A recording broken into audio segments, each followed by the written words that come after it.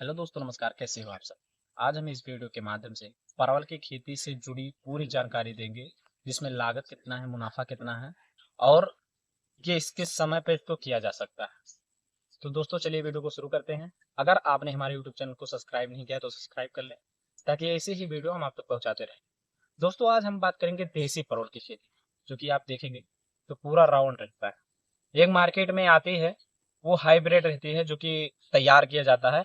एक पेवर देसी है, जिसका रेट जो मार्केट में रहता है हमेशा अलग ही रहता है। जैसे कि लगन के दिनों में 350 रुपए पसेरी, यानी 60 से 70 रुपए किलो, या लगन के बाद के महीने में 50-60 रुपए किलो, या 40 से 50 रुपए किलो। मतलब एक इसका एवरेज रेट है कि 100 रुपए किलो तक बिकता है और कम से कम 40 रुपए किलो तक बिकता है। इस बात को ध्यान में रखकर जब हम इसकी खेती करते हैं तो लागत के नाम पे उतना ज्यादा नहीं लगता, लेकिन समय हमारे पास होना चाहिए। दोस्तों सबसे पहले लगाने की बात करें तो आप अक्टूबर नवंबर महीने में लगा सकते हैं इसको। और इसको जो तने को घुमा के लगाया जाता है जमीन में दाब कर। इसको लगाने के बाद मार्च अप्रैल में इसकी जो है मंडप विधि से इसको तैयार किया जाता है। साथ ही जब मिट्टी की बात करें तो मिट्टी इसके लिए दोमट मिट्टी बहुत ही ज्यादा उपयुक्त है, क्योंकि दोमट मिट्टी जो होती है वो तो उर्वरक क्षमता में ज्यादा होती है और ज्यादा पैदावार देने में सक्षम होती है। और वहीं कहीं अगर बालुई मिट्टी की बात करें तो ये मिट्टी भी, बालुई मिट्टी भी उत्पादन दे सकती है, लेकिन उसमें सड़ा हुआ गोबर का खाद डालना बहुत ही आवश्यक हो जाती है। जब आप सड़ा हुआ गोबर का खाद डालोगे तो खेत की उर्वरक तो बढ़ जाएगी, साथ ही पानी की जो अवशेषण पानी को जब रोकता है वो ज्यादा ही रोकता है, जिस वजह से उत्पादन आपको ज्यादा देखने को मिलता है। साथ ही इसको मंडप विधि से करना है।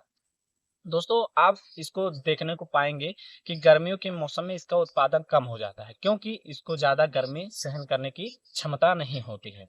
तो कहीं ना कहीं अगर आप फरवरी मार्च में मंडप विधि का प्रयोग करने जा रहे हैं तो उसको छोड़कर 2 महीने के बाद में मंडप का प्रयोग करें, क्योंकि जब तक जमीन में भी रहेगा तो जमीन भी उत्पादन आपको देने लगेगा और जमीन में जो टेम्परेचर रहेगा वो कंट्रोल में रहेगा, जिससे उत्पादन आपको देखने को मिलेगा। जब जैसे ही मौसम थोड़ा लगे कि अब ठंड होने ही वाला है, तैसे मंडप विधि का प्रयोग करके और फसल को चढ़ा दें।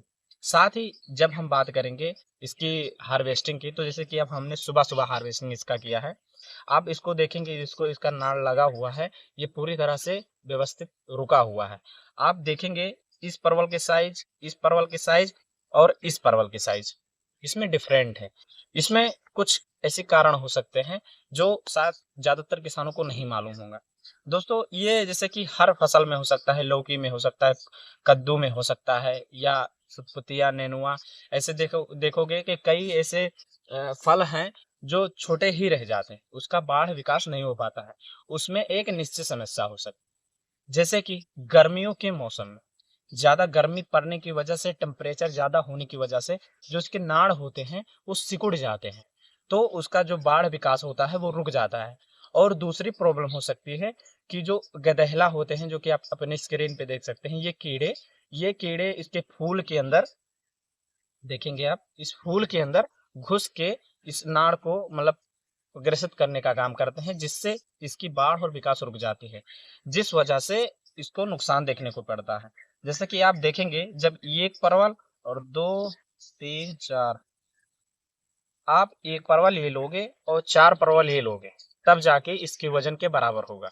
तो इसमें कुछ ज्यादा ही डिफरेंट हो सकता है, जिस वजह से अगर आप इस तरह खेती कर रहे हो तो इस बातों का ध्यान रखना पड़ेगा कि आप नियमित दवाइयों का छिड़काव करें।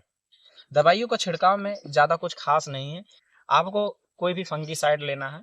सबसे पहले फंगीसाइड वो वाला लेना है जो गधेले को मारे, गधेले को मारे, जो कि हम अपने यूट्यूब चैनल पे गधेले मारने की दवा का वीडियो डाल देंगे।